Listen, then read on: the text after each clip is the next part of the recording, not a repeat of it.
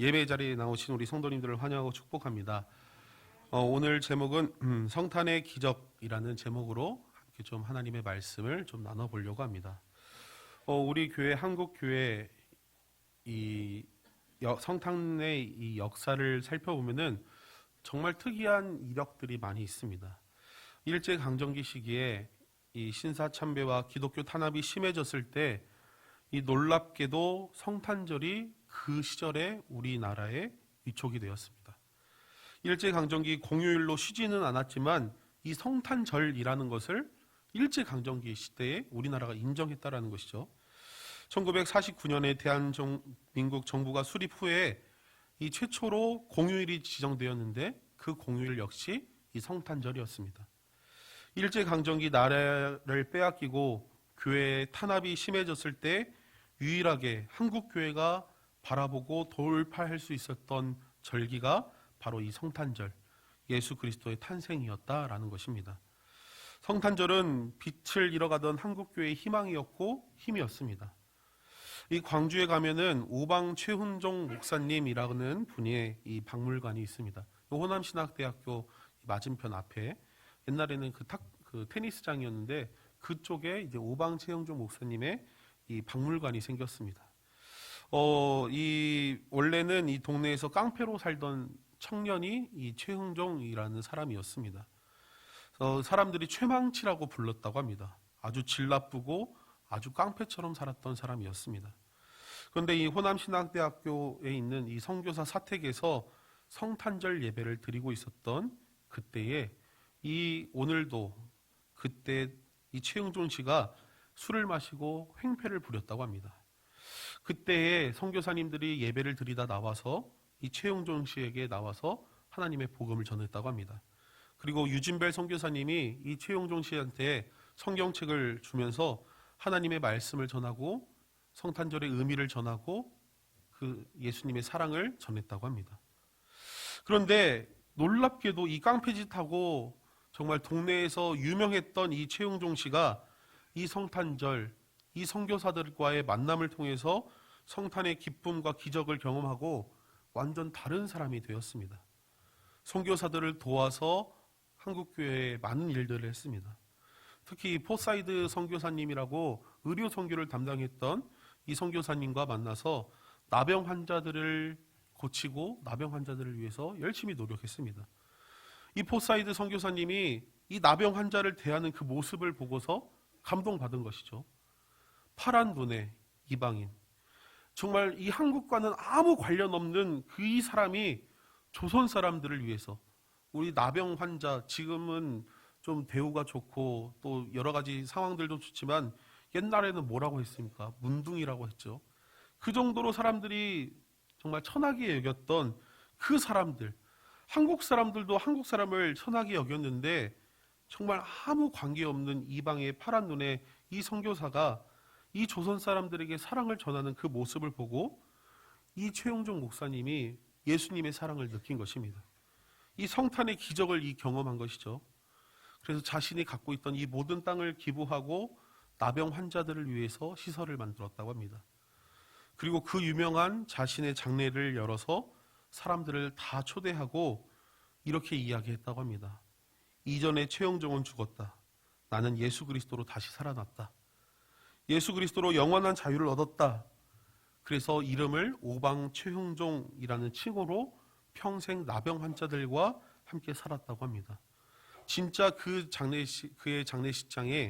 장례식에는 광주에 있는 인원이 한 3,000명 이상의 사람들이 모여서 그의 장례를 여겼다고 합니다.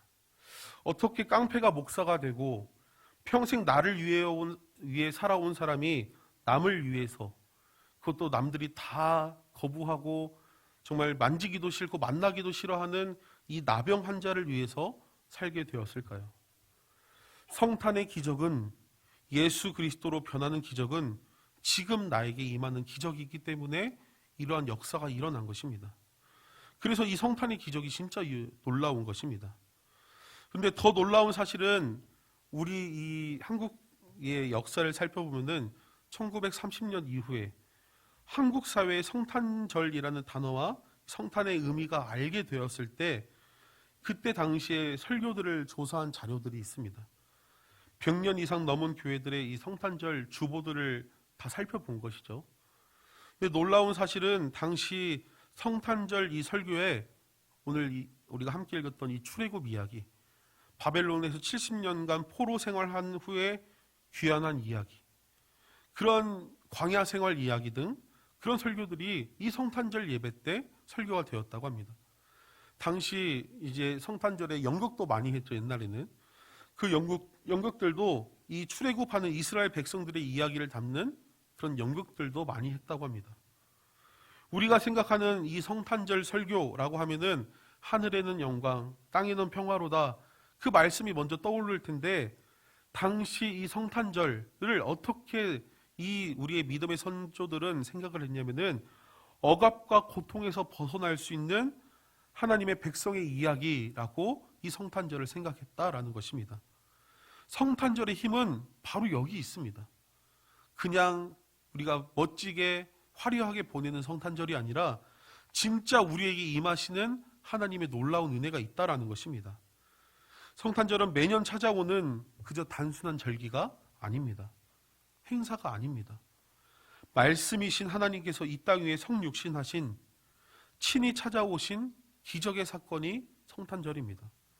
그래서 우리 성탄절에는 그래서 기적이 있는 것입니다. 2000년 전에 있었던 사건이 아니라 지금 우리에게 이 성탄절에 이 성탄의 기적이 일어난다라는 것입니다.